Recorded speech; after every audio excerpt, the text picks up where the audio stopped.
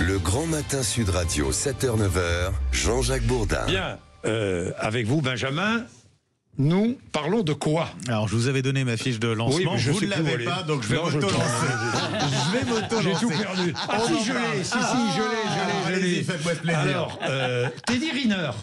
Oui. On parle de Teddy Riner. Ben oui. Il était l'invité d'honneur de Choose France. Vous savez, ce fameux raout, cette fameuse réunion des investisseurs étrangers à Versailles hier.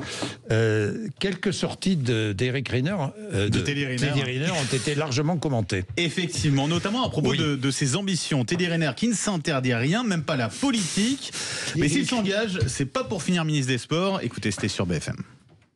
Si demain je me lance dans quelque chose, je le ferai bien. Et je le ferai pour une cause. Pourquoi je dis ça? Parce que c'est vrai, souvent on me pose la question, on me dit « Oh, vous verrez bien ministre des Sports ». Mais pourquoi toujours réduire le sportif au sport? Alors, question de journaliste politique, quand vous voyez Emmanuel Macron travailler la présidence de la République, Teddy Riner, vous vous dites c'est un bel engagement? Ben voilà, vous voyez le champion que je suis. Si demain je rentre en politique, c'est pas pour être ministre des Sports. C'est pour être président de la République. Bien sûr. Moi, quand je fais quelque chose, c'est pour gagner. Oui, Teddy Riner, président de la République. Alors, vous l'entendez, ça rigole en plateau, mais est-ce sérieux? Il a été interrogé, Teddy Riner, un peu plus tard sur le sujet. Il affirme que pour l'instant, il n'a pas prévu de se lancer dans la politique. Il s'occupe de gérer ses entreprises et c'est déjà pas mal comme ça, dit-il.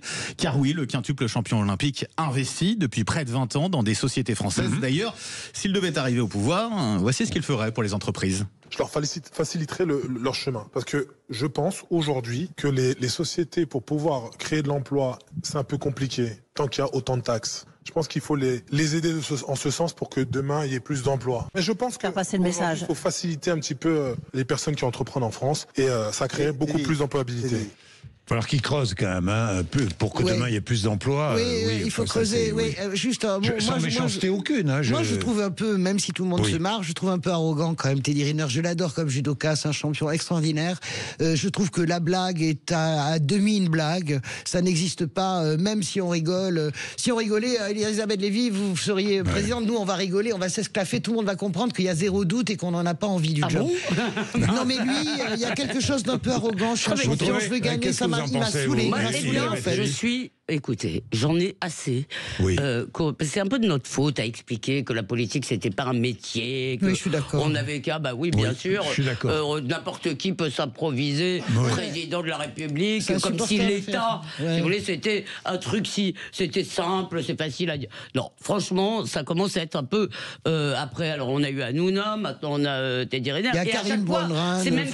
C'est pas comme le dit François, c'est pas complètement des blagues. Ces gens pensent qu'ils peuvent non, alors pas Cyril Hanouna d'ailleurs, parce que lui, il a vraiment laissé le canular se faire, je crois. Mais il y a des gens qui pensent qu'on peut transformer la popularité télévisuelle, la popularité sportive en capital politique.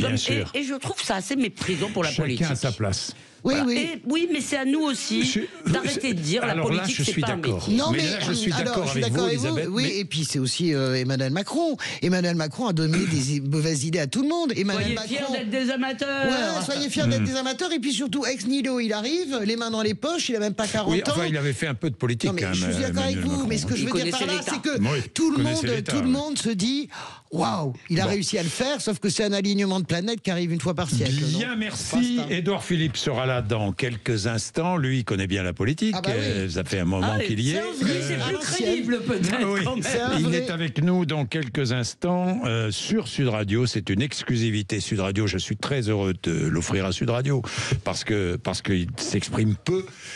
Nous sommes avec Laurie Leclerc pour le rappel des titres de l'actualité. Laurie.